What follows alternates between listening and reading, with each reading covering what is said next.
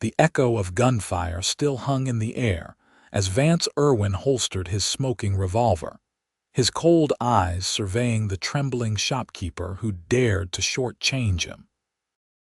Blood trickled from the man's ear where Vance's bullet had grazed him, a warning shot that could have been fatal had the notorious gunslinger wished it so. "Next time," Vance drawled, his voice cutting through the silence that had fallen over the general store, "it won't be your ear." He adjusted his black hat, the late afternoon sun catching the silver spur on his boot as he turned to leave, spurs jingling with each deliberate step across the wooden floorboards. McGill, Arizona Territory, 1878, a dusty crossroads that had sprung up with the silver mines and cattle drives, had learned to fear the name Vance Irwin. At 32, his reputation stretched across 3 territories, a man whose gun had dispatched more souls than the local undertaker cared to count. Outside, the merciless summer heat bore down on the town. Vance mounted his stallion, a magnificent black beast as temperamental as its master, and rode toward the saloon. The townsfolk scattered from his path like frightened quail, mothers hurrying children inside, men averting their gazes. Only the local marshal dared to watch him openly, hand hovering near his gun belt, a tension that had been building between them for months. "Someone's gonna put that devil down someday," the blacksmith muttered to the livery boy once Vance had passed. The boy nodded, but didn't speak. Everyone in McGill shared the sentiment, but no one was foolish enough to be the one to try. 5 miles outside of town, at a modest homestead nestled against the foothills, Hannah Taylor wiped the sweat from her brow as she finished hanging laundry to dry in the hot breeze. At 25, she'd been running the small clinic left to her by her father for nearly 3 years now. Dr. Taylor had been McGill's only physician for decades before his heart gave out, leaving his daughter trained under his watchful eye since she was 16 to care for the town's ailments. Hannah tucked a strand of auburn hair behind her ear and glanced toward the horizon, noting the gathering clouds. A storm was brewing, a welcome relief from the heat, but she'd need to bring in the laundry before the rain came. As she reached for a sheet, she heard the approach of hooves. "Miss Taylor," a boy of about 12 raced toward her on a panting pony. "Miss Taylor, Pa says you're needed in town.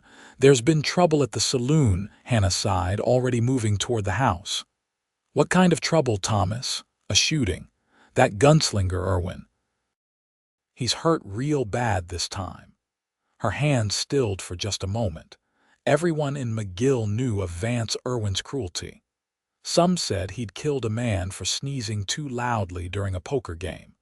Others claimed he'd once made a young cowboy eat his own spurs for looking at him wrong.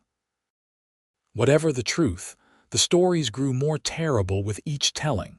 "Who shot him?" she asked, already gathering her medical bag. Marshall finally stood up to him, got him in the side and the leg before Irwin winged him in the arm. "Pa says to hurry, they've got him at the jail, but he's bleeding something fierce."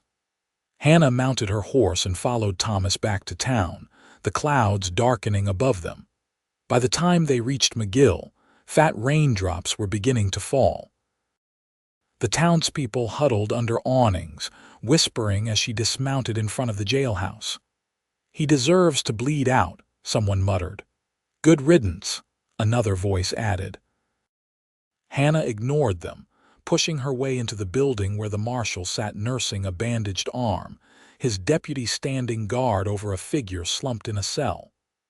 "About time, Miss Taylor," the marshal said, rising from his desk. "I was beginning to think we'd have to bury him without your blessing." "I'm a doctor, not a priest, Marshal Coleman," she replied, moving toward the cell. "And I treat everyone who needs my help." The marshal snorted. "Even the devil himself, especially him," she said quietly. "He'll need to face justice properly, not die in your jail cell." The deputy unlocked the door, and Hannah entered, setting her bag on the floor beside the narrow cot where Vance Irwin lay. His breathing was labored, his usually tanned face ashen beneath the several days' growth of dark beard. Blood had soaked through makeshift bandages on his side and thigh. "I need clean water, fresh bandages, and better light," she instructed, rolling up her sleeves. "He killed my brother 2 years ago," the deputy said, not moving.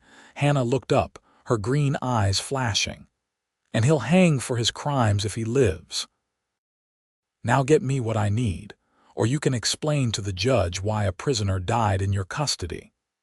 The marshal nodded to his deputy, who reluctantly left to fetch the requested items. Hannah turned her attention to her patient, cutting away his blood-soaked shirt to reveal the wound in his side. The bullet had entered just below his ribs but hadn't exited. Vance's eyes fluttered open, revealing irises the color of a winter sky. For a moment, confusion clouded his face, then recognition dawned. "Come to. Watch me die.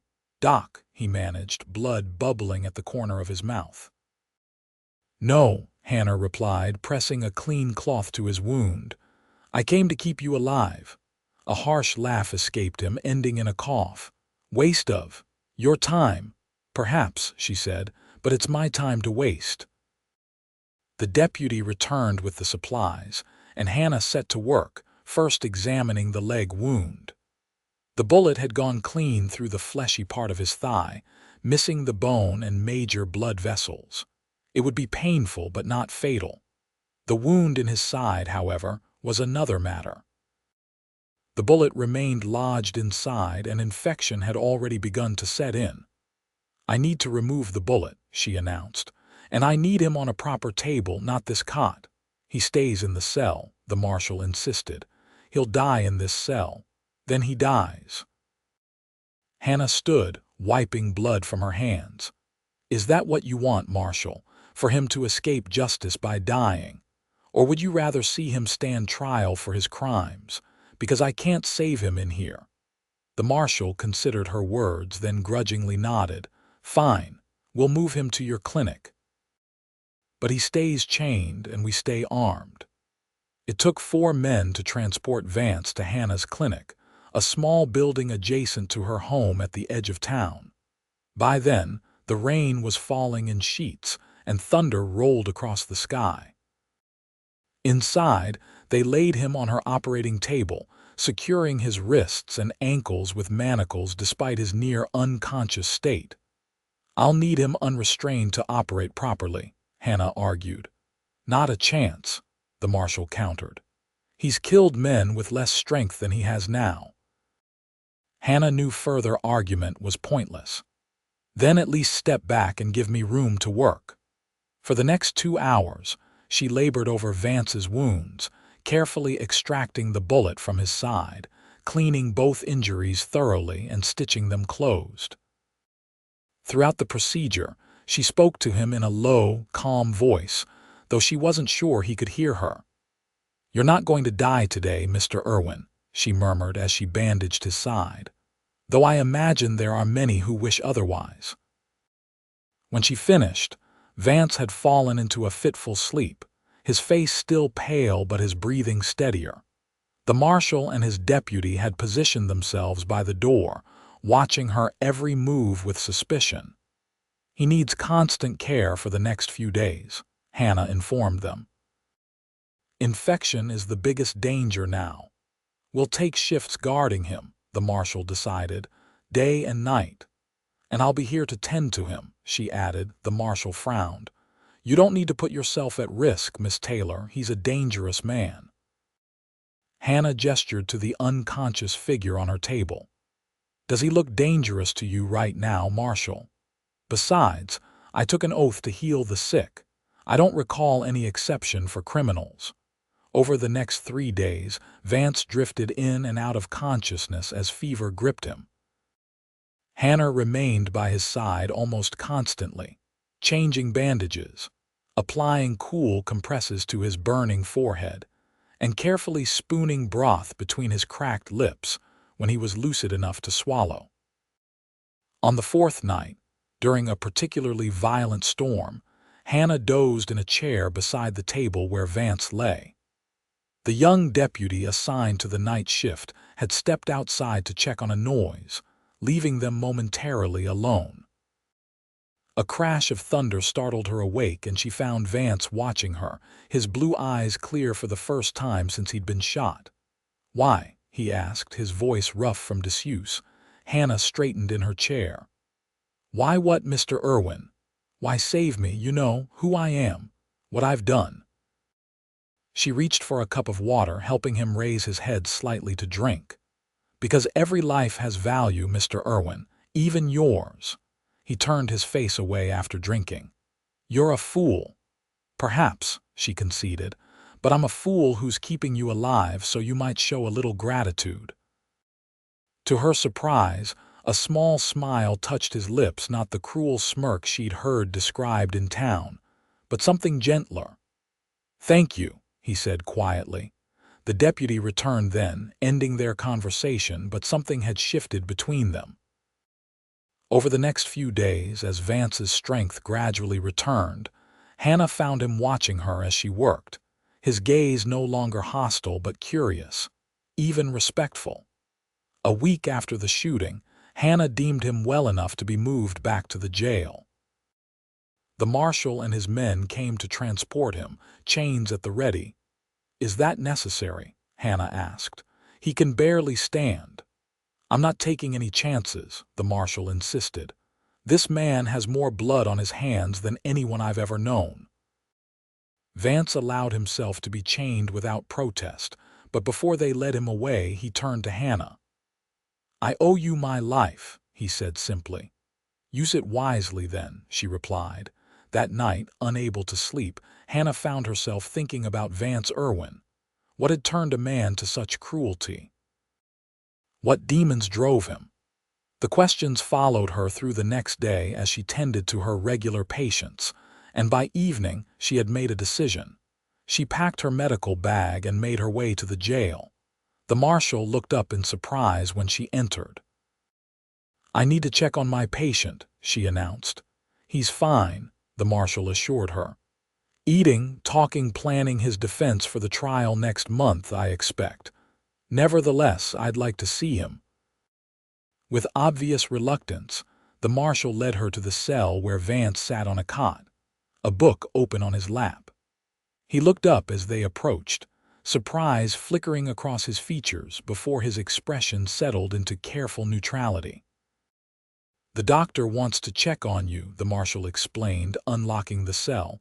"Any trouble and I'll be right there." He nodded toward his desk. Hannah entered the cell, setting her bag on the floor. "How are you feeling, Mr. Irwin?" "Better," he replied, marking his place in the book and setting it aside. "The pain is manageable," she gestured to his side. "I need to check your wounds." He unbuttoned his shirt without comment, allowing her to examine the healing injury. Her fingers were gentle as she probed the area, noting with satisfaction that there was no sign of infection. "You're healing well," she observed, moving to check his leg wound. "Another week and you should be able to walk without much discomfort." "Just in time for them to hang me," he remarked dryly. Hannah didn't respond immediately, focusing on rebandaging his leg. When she finished, she looked up to find him studying her intently. "You didn't answer my question properly before," he said. "Why really did you save me?" "Everyone in this town would have celebrated if I'd died." Hannah packed her supplies, considering her answer. "Because I believe people can change, Mr. Irwin, even people like you." "Vance," he said softly. "My name is Vance," she nodded. "Vance, then." A silence fell between them, broken only when she rose to leave. "I'll return tomorrow to check on you again." "I'll be here," he replied with a hint of wry humor. True to her word, Hannah returned the next day and the day after that. What began as brief medical visits gradually extended into conversations. Vance revealed little about himself at first, deflecting personal questions with practiced ease. But as the days passed, his resistance began to crumble. My father was a drunk, he told her one afternoon 3 weeks after the shooting. Beat my mother until she couldn't take it anymore and ran off, leaving me with him. I was 8. Hannah, sitting on a stool outside his cell, listened without interrupting. By the time I was 12, I'd learned to shoot. By 15, I'd shot my first man, my father. His voice held no remorse, just a flat statement of fact. After that, it seemed easier to keep going than to stop. And here you are, she said quietly. His eyes met hers. Here I am. The trial was set for the following month. And as the date approached, Hannah found herself increasingly troubled by the thought of Vance facing the gallows. Something had awakened in him during their conversations, a humanity she suspected had long been buried beneath layers of cruelty and indifference. One evening, as she was preparing to leave after their daily visit, Vance called her back. "Hannah," he said, using her first name for the first time. "I need to tell you something." She returned to the cell. "What is it?" "Not all the stories about me are true," he began, leaning forward on his cot. "But enough of them are. I've killed men, some who deserved it, others who probably didn't. I've stolen and cheated and hurt people because it was easier than caring."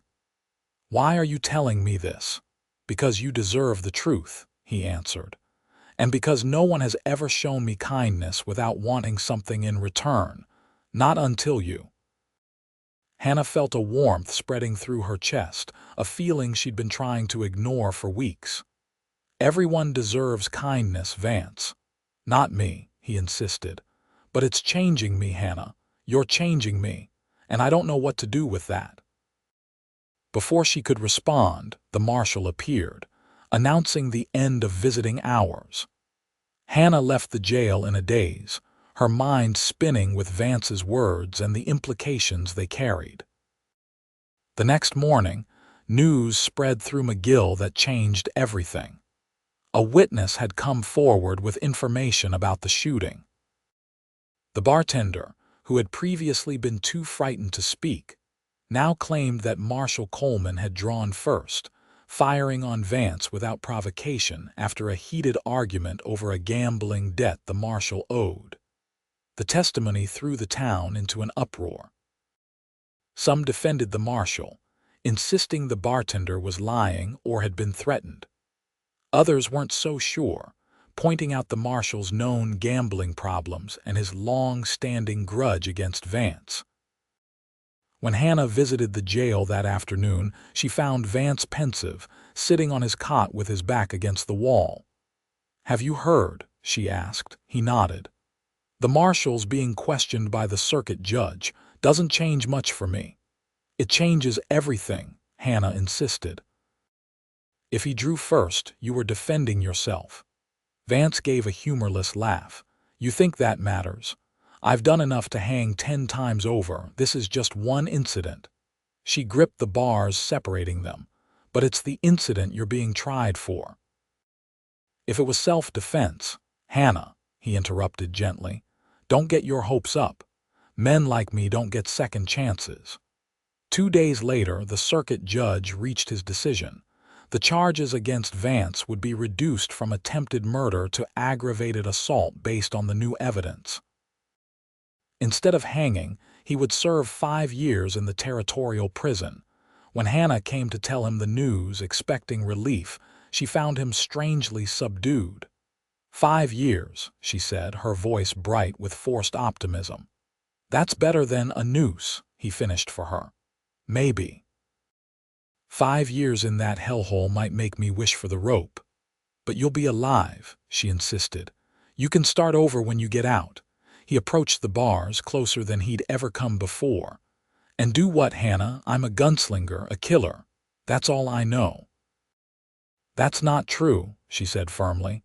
"I've seen something else in you these past weeks, something good." He reached through the bars then, his calloused fingertips brushing her cheek with unexpected tenderness. "You see what you want to see, Doc." She leaned into his touch, her heart racing. "I see you, Vance. The real you."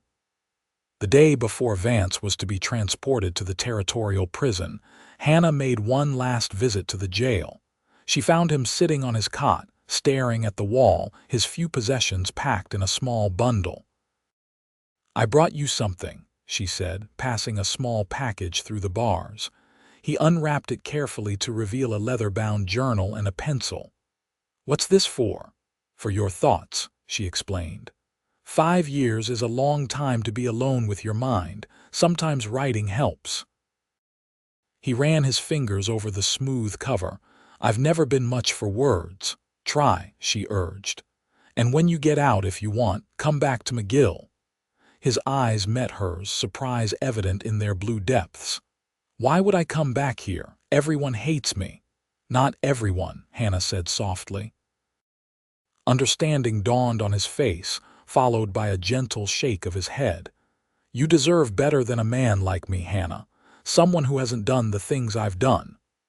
"That should be my decision, don't you think?" she challenged. Before he could respond, the marshal appeared, informing them that visiting time was over. Hannah hesitated, then quickly pressed something into Vance's hand, a small photograph of herself. "Something to remember," she whispered before turning to leave. Vance watched her go, the photograph clutched in his hand, an unfamiliar ache in his chest. The territorial prison was exactly as Vance had imagined. A hellish place of stone and iron, where violence was currency and weakness meant death. His reputation preceded him, and most inmates gave him a wide berth, but some saw his injured state as an opportunity to establish dominance. During his first week, 3 men cornered him in the yard. By the time the guards broke up the fight, 2 of the attackers needed the infirmary more than he did. The third would walk with a limp for the rest of his life. After that, he was left alone. At night, in the solitude of his cell, Vance would take out Hannah's photograph, studying her face in the dim light filtering through the barred window. Against his better judgment, he began writing in the journal she'd given him hesitant words at first, then flowing more freely as the days passed. He wrote about his past, the men he'd killed, the life he'd led. And increasingly he wrote about Hannah and the future he dared not hope for. In McGill, Hannah continued her work as the town's doctor, but thoughts of Vance were never far from her mind. She received occasional updates about him from the prison chaplain, a kind man who had taken an interest in the notorious gunslinger's case after Hannah wrote to him. "He keeps to himself mostly," the chaplain wrote in one letter, "but he's not causing trouble. He reads whatever books I can bring him, and I often see him writing in a journal. There's a depth to him that surprises me, given his reputation." 2 years into Vance's sentence, tragedy struck McGill. A flash flood swept through the canyon north of town, destroying several homesteads and killing a dozen people. Hannah worked tirelessly for days, treating the injured and comforting the bereaved. Among the dead was Marshal Coleman, swept away while trying to rescue a trapped family. In the aftermath, as the town mourned and rebuilt, something unexpected happened. People began to reconsider the circumstances of the shooting that had sent Vance Irwin to prison. The new marshal, a young man named Robert Wilson, reviewed the case files and found discrepancies in Coleman's original report. Further investigation revealed that Coleman had indeed drawn first and had been skimming money from the town's treasury to pay gambling debts. A petition began circulating in McGill calling for Vance's sentence to be commuted. Hannah was stunned when townsfolk who had once cursed his name now signed their names, acknowledging that, while Vance had a violent past, he had been wrongfully imprisoned for this particular incident. 4 months later, Hannah received a letter from the territorial governor's office. Vance Irwin's sentence had been commuted. He would be released the following month, having served just over half of his original sentence. On a cool autumn morning in 1881, Hannah stood on the platform of McGill's small train station, her heart pounding as she watched the approaching train. She hadn't told Vance she would be meeting him, hadn't even been sure he would return to McGill, rather than heading elsewhere for a fresh start. The train screeched to a halt, steam billowing around the platform. Passengers began to disembark, and then she saw him thinner than before, his face weathered, hair longer.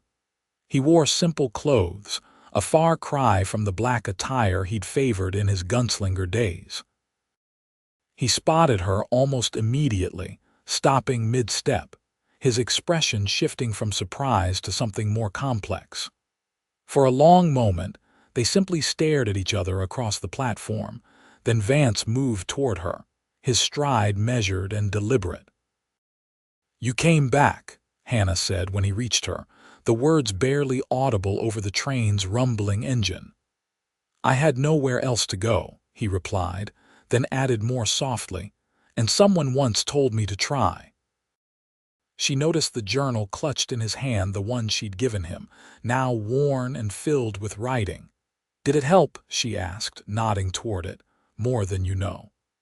He looked around at the town beyond the station. "They'll run me out of here before nightfall." "No," she assured him. "Things have changed, Vance. People have changed." As if to prove her point, the new marshal approached them, extending his hand to Vance. "Mr. Irwin, welcome back to McGill. I hope you'll find it a more hospitable place this time around." Vance stared at the offered hand for a moment before slowly reaching out to shake it. "Thank you, Marshal."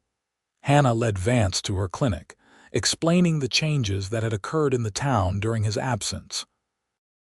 He listened silently, his eyes taking in the familiar streets and buildings with a new perspective. At the clinic, she showed him to a small room at the back. "You can stay here until you find a place of your own," she offered. "If you're planning to stay, that is. Are you sure that's wise?" He asked. "Having me here could damage your reputation." "I don't care about that," she replied firmly. "I care about you." His eyes softened. "Hannah, the things I've done are in the past," she interrupted. "It's what you do now that matters." That evening, as they sat on her porch watching the sunset paint the desert in gold and crimson, Vance finally opened the journal and handed it to her. "I want you to read this," he said. "All of it. And if after that you still think there's something worth saving in me, well then, I'll believe it too." Hannah spent the night reading Vance's journal, tears streaming down her face as she absorbed the painful details of his life. The abuse he'd suffered, his first killing in self-defense, the gradual hardening of his heart as he embraced the reputation that kept people afraid and at a distance. And then the later entries, his reflections on their conversations, his growing feelings for her, and his fear that he was beyond redemption. In the morning, she found him sitting on the porch steps, watching the sunrise. She sat beside him, the journal in her lap. "I've read it," she said simply. He didn't look at her. And I still see something worth saving, someone worth loving." He turned to her then, vulnerability naked in his eyes. "I don't know how to be anything other than what I was, Hannah, but I want to learn. We'll figure it out together," she promised. The town of McGill watched with cautious curiosity as Vance Irwin settled into a new life. He began working at the livery stable, his way with horses proving valuable to the owner. Some townsfolk remained wary, crossing the street to avoid him, but others, particularly those whose lives Hannah had touched, as their doctor gave him a chance to prove he had changed. Vance's first test came 3 months after his return, when a group of drunk cowboys recognized him in the general store. They taunted him, clearly hoping to provoke the violent reaction for which he had once been infamous. "Hey, Irwin," one called. "Heard you got soft in prison. That true? Or you still the cold-blooded killer who shot my cousin in Tucson?" Hannah, who was with him selecting supplies, felt him tense beside her. His hand instinctively moved to his hip, where a gun had once hung, then fell away. Instead of responding with violence, he turned to the man. "If I harmed your kin, I'm sorry for it," he said evenly. "I'm not that man anymore." The cowboy, surprised by the response, pushed harder. "Sorry don't bring back the dead." "No," Vance agreed. "It doesn't." Then he simply turned back to Hannah, continuing their shopping as if the interruption hadn't occurred. Later, as they walked home, Hannah slipped her hand into his. "You did well back there." "I wanted to break his jaw," Vance admitted. "Old habits. But you didn't." "No. I've spilled enough blood for one lifetime." As weeks turned into months, Vance gradually earned the town's respect through consistent hard work and his evident devotion to Hannah. Their courtship progressed slowly, both conscious of the scrutiny they faced and the demons Vance still battled. On Christmas Eve, 6 months after his return to McGill, Vance asked Hannah to marry him. They stood in the falling snow outside her clinic, his question hanging in the cold air between them. "Are you sure?" she asked, searching his face. "People still talk." "Let them," he replied, taking her hands in his. "I've spent my life caring about what people think of me, either cultivating fear or hiding from judgment. I'm done with that. I love you, Hannah. I want to build a life with you if you'll have me." Her answer came in the form of a kiss, gentle at first, then deepening as he pulled her close. They were married in the spring of 1882, a small ceremony attended by the few townspeople who had fully embraced Vance's redemption.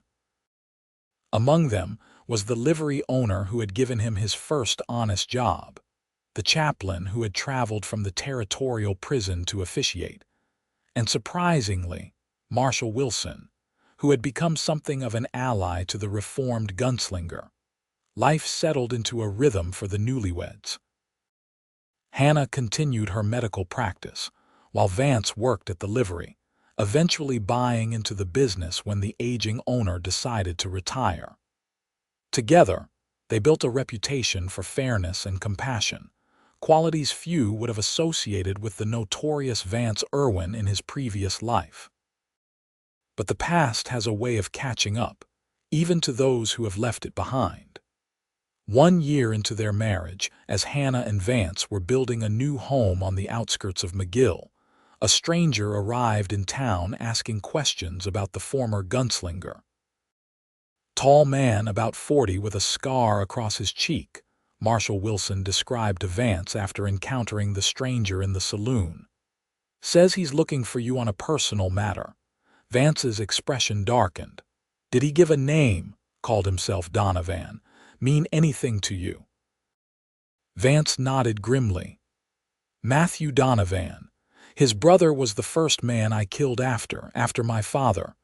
Hannah, who was tending to a cut on the marshal's hand when he delivered this news, felt a chill run through her. "What does he want?" "Revenge, most likely," Vance replied, his voice hollow. "It was a fair fight, but Matt never saw it that way." The marshal frowned. "I can run him out of town." "No," Vance said. "That won't solve anything. He'd just come back, maybe when we're not expecting it." He looked at Hannah, regret heavy in his eyes. "I need to face this." That night as they lay in bed, Hannah held Vance close, her head on his chest. "I'm afraid," she admitted. "I've seen what men like Donovan can do." "So have I," Vance replied, stroking her hair. "But I can't run from my past forever, Hannah, the man I was. He left a trail of pain behind him. Some of it's bound to find its way to the man I am now." "You don't have to face him alone," she insisted. "The town will stand with you. I'll stand with you." He kissed her forehead gently. "I know.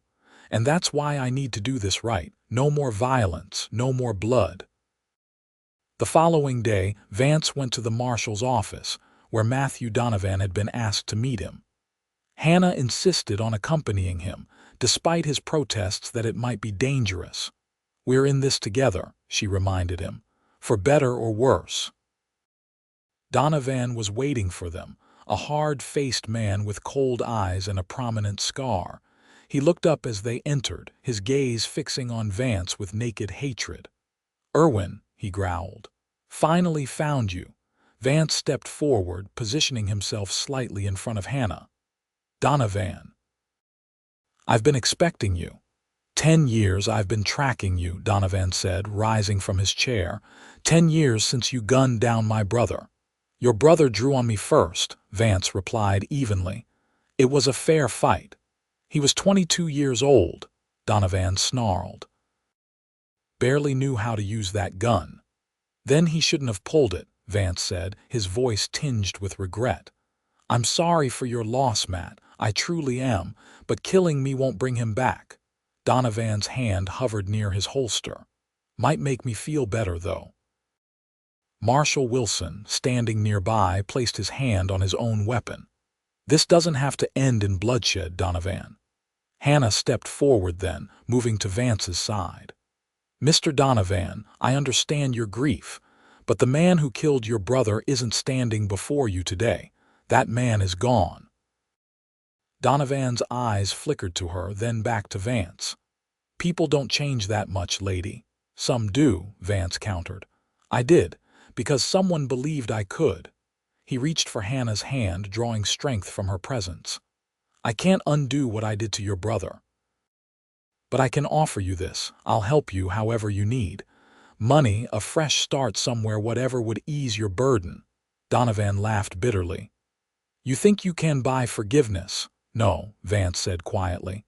"I don't expect forgiveness, just a chance to make some kind of amends." For a long moment, tension hung thick in the air as Donovan considered Vance's words. Finally, he shook his head. "Keep your money, Irwin. I didn't come here for charity." "Then what did you come for?" Hannah asked. "Justice," Donovan replied. "But maybe." He looked around the marshal's office, then back at Vance, noting the changes in the man who had once been feared throughout the territory. "Maybe justice doesn't always look like I thought it would." He stepped back, hand falling away from his gun. "I'll be watching you, Irwin. If this is all an act, if you ever go back to your old ways, I'll be there." "Fair enough," Vance agreed, "but you'll be waiting a long time." Donovan left McGill the next day, but his visit left a lasting mark on Vance. The encounter forced him to confront the ripple effects of his violent past in a way he hadn't before. It strengthened his resolve to continue on his path of redemption, not just for Hannah's sake or his own, but for all those he had harmed. In the years that followed, Vance and Hannah built a life together that few could have imagined possible for the once feared gunslinger. Their home, completed with the help of townsfolk who had come to accept and even respect Vance, became a gathering place for friends and a sanctuary for those in need. Hannah's medical practice flourished, and with Vance's support, she expanded the clinic to serve not only McGill but surrounding communities as well. Vance's business acumen helped transform the livery into a successful operation that eventually included horse breeding and training. In the spring of 1884, their family grew with the birth of their son, whom they named Thomas, after Hannah's father. 2 years later, they welcomed a daughter, Grace, a name chosen deliberately by Vance, who considered his second chance at life nothing short of divine grace. As the children grew, Vance was determined they would never know the cruelty he had experienced or inflicted. He taught them to be kind, to stand up for others, and to seek peaceful resolutions to conflict. When Thomas was old enough to ask about the whispers he sometimes heard about his father's past, Vance sat him down and told him the truth, not all of it, but enough to understand the importance of the choices he made. "I did bad things once," he explained, his son's trusting eyes fixed on his face. "Hurt people. I thought it made me strong, but it only made me lonely and angry. Then I met your mother, and she showed me a different kind of strength, the kind that comes from helping others, not hurting them." "Were you really as bad as Mr. Jenkins says?" Thomas asked, referring to the town gossip who still occasionally recounted tales of Vance's notorious past. Vance considered the question carefully. Maybe worse in some ways, but that's not who I am anymore. And it's not who you have to be. We all choose our own path, son. Choose a good one. As the years passed, the legend of Vance Irwin gradually transformed. Stories of his cruelty were replaced by accounts of his redemption. People who came to McGill seeking the infamous gunslinger instead found a respected businessman, a devoted husband and father, and a man who used his second chance to make a difference in his community. In 1890, when drought threatened the region and many families faced ruin, Vance organized efforts to dig deeper wells and develop irrigation systems that saved not only McGill but several surrounding settlements. When asked why he took on such a massive project, he simply said, "This town gave me a second chance. I'm just returning the favor." Hannah, watching her husband work alongside men who had once feared him, felt a profound sense of vindication. She had seen something in Vance that others couldn't: a soul worth saving, a heart capable of love and compassion beneath the hardened exterior. One evening, as they sat on the porch of their home watching their children play in the yard, Vance turned to Hannah, his once cold eyes now warm with contentment. "You ever regret it?" he asked. "Taking a chance on me?" Hannah smiled, leaning against his shoulder. "Not for a single moment." He took her hand, the same hands that had once treated his wounds and, in doing so, begun to heal his fractured soul.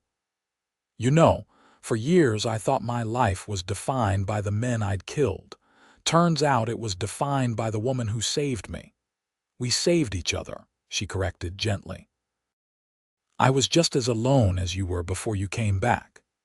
As twilight descended over McGill, Vance Irwin, once known as the cruelest gunslinger in the Arizona Territory, held his wife close and watched his children chase fireflies in the gathering dusk.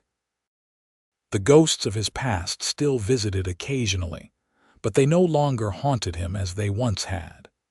Instead, they served as reminders of how far he had come and the extraordinary power of love to transform even the most hardened heart. By 1895, McGill had grown from a dusty crossroads to a thriving town, largely due to the silver mines and cattle operations that sustained the local economy. Vance and Hannah, now in their late 40s, had become pillars of the community. Their children were growing up: Thomas, at 11, showing his father's determination and his mother's compassion; Grace, at 9, already displaying a keen intellect and fearless spirit. That year brought an unexpected visitor to their door: the prison chaplain who had witnessed Vance's transformation behind bars and officiated their wedding. Now elderly and retired, he had come to McGill to see for himself the life Vance had built. "When I first met you," the chaplain told Vance as they sat in the parlor of the home that had once seemed an impossible dream, "I thought you might be redeemable, but I never imagined this." He gestured around at the comfortable home, the family photographs on the walls, the evidence of a life well lived. "You've done more than change, Vance. You've flourished." "Because someone believed in me," Vance replied, his eyes finding Hannah across the room where she was helping Grace with a book. "And then taught me to believe in myself." As the century drew to a close, bringing with it the promise and uncertainty of a new era, Vance found himself reflecting more often on his journey. The West was changing, becoming more settled, more civilized. The days of gunslingers and lawless towns were fading into memory and myth. In some ways, it made his own transformation feel like part of a larger pattern, a natural evolution from violence to peace. In other ways, it underscored how fortunate he had been to find redemption before his way of life became obsolete. On the 20th anniversary of the shooting that had brought him and Hannah together, Vance took her riding into the foothills where they had built their life. They stopped at a scenic overlook, dismounting to watch the sunset paint the desert in familiar hues of gold and red. 20 years ago today, I thought my life was over, Vance mused, his arm around his wife's waist. I was bleeding out in a jail cell, certain I'd die there or swing from a rope. Hannah leaned into him, the silver in her auburn hair catching the fading light. And I was a lonely doctor, convinced I'd spend my life caring for others but never finding someone to care for me. We were both wrong, he said softly, turning to face her. From his pocket, he withdrew a small velvet box. I couldn't afford a proper ring when we married. We were starting from nothing. Hannah's eyes widened as he opened the box to reveal a gold band set with emeralds that matched her eyes. Vance, it's beautiful. Not as beautiful as you, he replied, taking the ring and sliding it onto her finger above her simple wedding band. Not as beautiful as the life you've given me. As they rode back to McGill in the gathering dusk, Hannah asked, "Do you ever wonder what would have happened if Marshal Coleman hadn't shot you that day?" Vance considered the question, his gaze moving to the town lights appearing in the distance. "I'd probably be dead by now. Men like I was don't tend to live long lives. Or I'd be someone else's cautionary tale, the gunslinger who terrorized the territory until someone faster or meaner put him down." "I'm glad it didn't happen that way," Hannah said, her voice soft in the twilight. "So am I," Vance agreed. "Though sometimes I still can't believe this is my life, that I get to be happy after all the pain I caused." "That's what redemption means," Hannah told him. "Not that the past is erased, but that it doesn't determine your future." As their children grew, Vance and Hannah faced the challenges all parents encounter watching Thomas navigate his teen years with occasional rebellion, helping Grace pursue her dream of becoming a doctor like her mother. Through it all, they remained a team, their bond strengthened by the unique path that had brought them together. When Thomas turned 18 in 1902, he announced his intention to attend college in the East, a possibility that would have seemed impossible to the young Vance, who had known nothing but violence and survival. "Are you sure about this, son?" Vance asked as they prepared for the journey to see Thomas settled at his school. "It's a different world back there." "That's why I want to go," Thomas replied with the confidence of youth. "I want to see more than just McGill. Learn things that will help me come back and make this place even better." Vance felt a surge of pride mixed with anxiety. "Your mother and I never had those kinds of opportunities." "That's why you made sure I would," Thomas pointed out. "Isn't that what you always taught us? That our lives could be different from yours." Vance couldn't argue with his son's logic. He had indeed worked tirelessly to ensure his children would have choices he never had. It was just difficult to let go of the boy who had changed his life as much as Hannah had. The day they put Thomas on the train east was bittersweet. As the train pulled away from the McGill station, the same platform where Vance had returned to begin his new life more than 20 years earlier, Hannah squeezed his hand. "He'll be all right," she assured him. "I know," Vance replied. "He's stronger than I ever was at his age, smarter too." "He has your heart," Hannah observed, "the good one that was always there even when you tried to hide it." Grace, now 16, followed in her mother's footsteps with an even more ambitious goal: to become not just a doctor, but one of the first female surgeons in the territory. Her determination reminded Vance so much of Hannah that it sometimes took his breath away. "She gets that stubbornness from you," he teased Hannah one evening after Grace had spent hours debating medical theory with the new town doctor.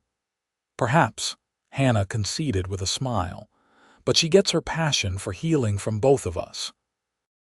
As they entered their 6th decade, Vance and Hannah began to step back from some of their responsibilities. They sold the livery to a capable young man who had worked for them for years, though Vance still visited almost daily to check on the horses and offer advice. Hannah trained a promising young doctor to take over much of her practice, focusing her own efforts on more complex cases and mentoring her daughter. In 1910, their family expanded again when Thomas returned from the East with a bride, a schoolteacher named Elizabeth, who had captured his heart during his final year of studies. The following year brought their first grandchild, a boy they named James Vance, after both his grandfathers. Holding his grandson for the first time, Vance felt a sense of wonder that nearly overwhelmed him. "From gunslinger to grandfather," he murmured, gently rocking the infant. "Who would have thought it possible?" "I would," Hannah said, watching them with tears in her eyes. "I always knew the real you was capable of this kind of love." As McGill continued to grow and change with the new century, so did the story of Vance Irwin. To most newcomers, he was simply a respected elder of the community, the silver-haired man with kind eyes who always had time to help a neighbor or share wisdom with the young. Few connected him with the notorious gunman, whose name had once struck fear throughout the territory. Those who did know his history often shared it as a tale of hope and redemption, proof that even the most hardened heart could be transformed by love and second chances. In the spring of 1915, as war raged in Europe and America stood on the brink of joining the conflict, Vance and Hannah celebrated their 33rd wedding anniversary with a gathering that included their children, grandchildren, and the many friends they had made over the decades. After the guests had gone and they were alone on their porch, watching the stars emerge in the desert sky, Hannah rested her head on Vance's shoulder. "Did you ever imagine, back when I was treating your wounds in that jail cell, that we would have all this?" Vance chuckled, the sound warm in the cool evening air. "I was just hoping to live through the night. This." He gestured toward their home, the town beyond, the life they had built together. "This was beyond anything I could have dreamed." "Not me," Hannah said, a hint of mischief in her voice. "I knew exactly what I was doing when I saved your life." "Did you now?" Vance raised an eyebrow, amused by her claim. "Well, perhaps not exactly," she amended. "But I knew there was something worth saving in you, Vance Irwin, something good and true beneath all that cruelty and pain." He kissed her then, as tenderly as he had on their wedding day. "You were right," he whispered against her lips. "Thank God you were right." As they grew older, their love deepened, transformed by shared joys and sorrows, by the family they had created and the community they had helped to build. The notorious gunslinger, who had once been known only for his cruelty, had become a man respected for his kindness, his wisdom, and his unwavering devotion to the woman who had saved not just his life, but his soul.